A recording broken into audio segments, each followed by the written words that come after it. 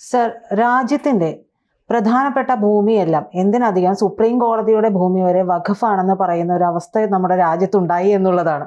അപ്പോൾ വന്ന് ഏത് ഭൂമിയും എപ്പോൾ വേണമെങ്കിലും വഖഫിൻ്റെതാണ് പറയാമെന്നുള്ള ഒരു രീതിയിലേക്ക് എത്തി എന്നുള്ളതാണ് അതിൽ നിന്ന് മനസ്സിലാക്കുന്നത്.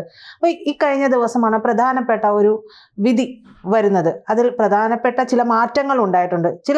അതായത് ഈ വഖഫുമായി ബന്ധപ്പെട്ടിട്ട് ഈ ഉണ്ടായിരിക്കുന്ന വിധി എന്ന് പറയുന്നത് വളരെയധികം രാഷ്ട്രീയ പ്രാധാന്യമുള്ള ഒന്നാണ് എന്ന് വേണം മനസ്സിലാക്കാനായിട്ട്. എന്തൊക്കെയാണ് അതിൻ്റെ പ്രധാനപ്പെട്ട കാര്യങ്ങൾ?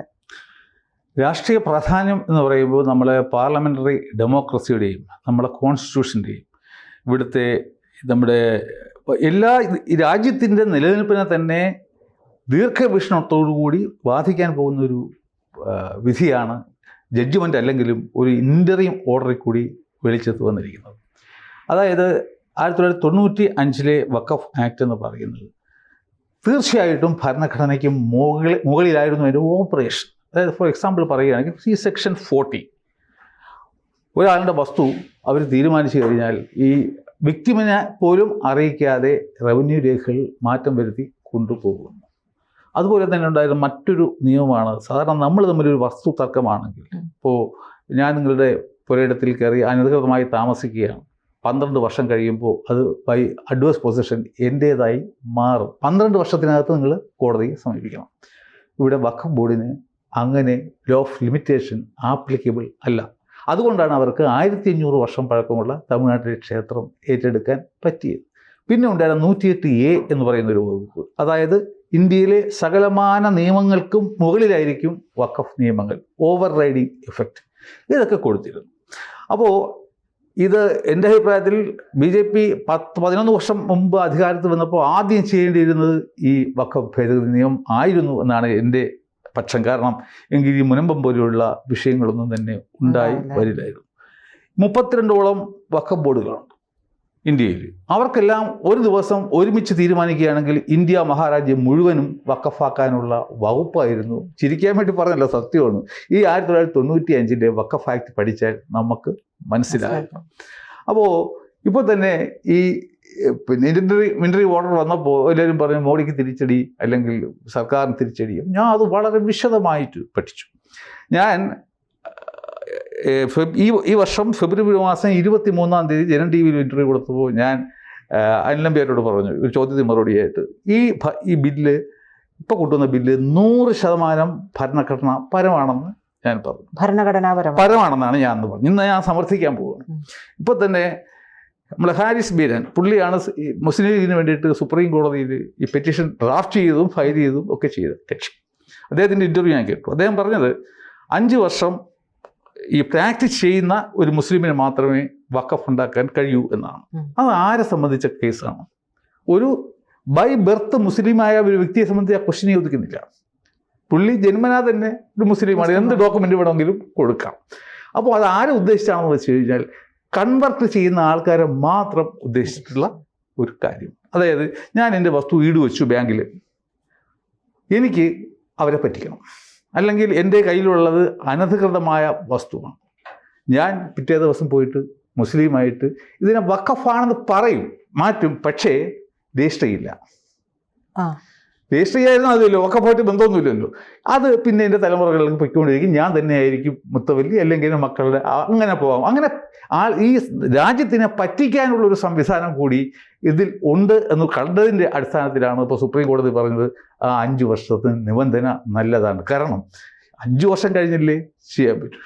അതുപോലെ തന്നെ പ്രാക്ടീസിങ് മുസ്ലിം അല്ലെങ്കിൽ ഹിന്ദുവിന് വേണമെങ്കിൽ 4 കല്യാണം കഴിക്കണമെന്നൊരു ആഗ്രഹം തോന്നിക്കഴിഞ്ഞാൽ നേരെ അപ്പുറം ചാടിയപ്പോലെ.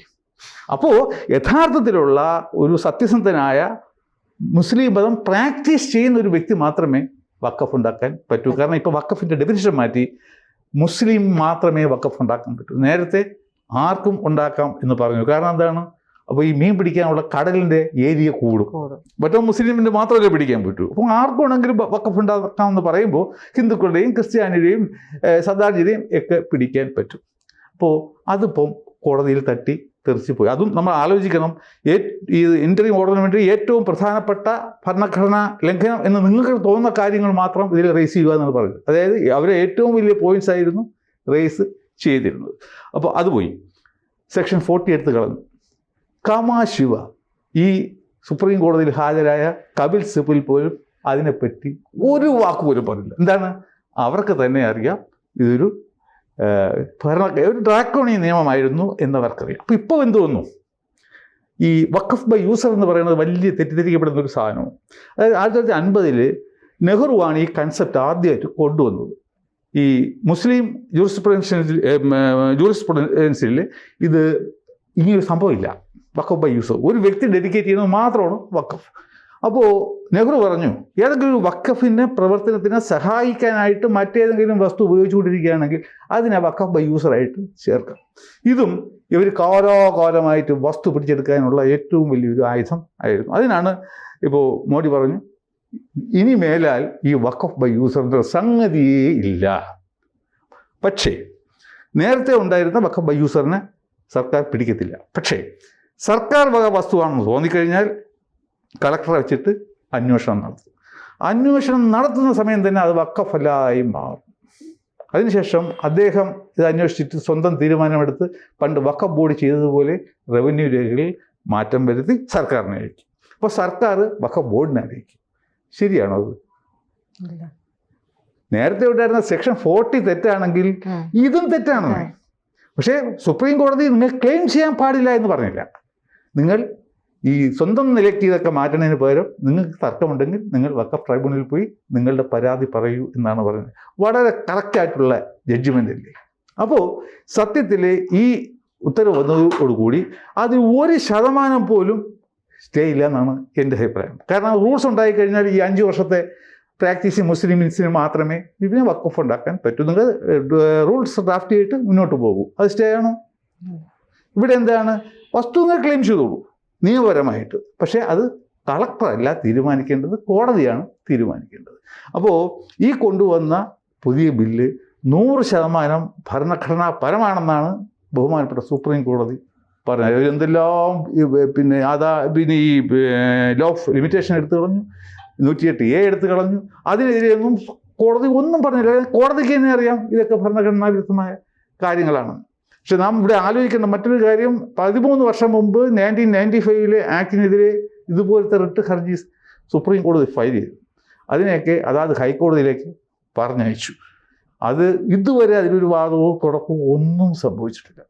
വേറെ ഇപ്പോഴും വന്നപ്പോൾ സുപ്രീം കോടതി ഇത് വാദം കേൾക്കാനെങ്കിലും തയ്യാറായതാണ്.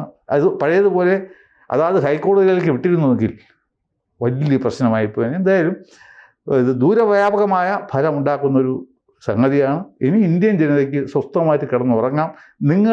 നിങ്ങൾ അറിയാതെ നിങ്ങളുടെ വസ്തു ഇനി എന്തായാലും ആരും കൊണ്ടുപോകില്ല. അഥവാ ക്ലെയിം ചെയ്തു കഴിഞ്ഞാൽ നിങ്ങൾക്ക് നിയമപരമായ മാർഗങ്ങൾ ഈ പുതിയ ഭേദഗതി നിയമം തരുന്നും ഉണ്ട്. സത്യത്തിൽ ഈ മോദി സർക്കാർ ചെയ്ത ഏറ്റവും നല്ലൊരു പ്രവൃത്തിയാണെന്ന് പറഞ്ഞുകൂടിയത്?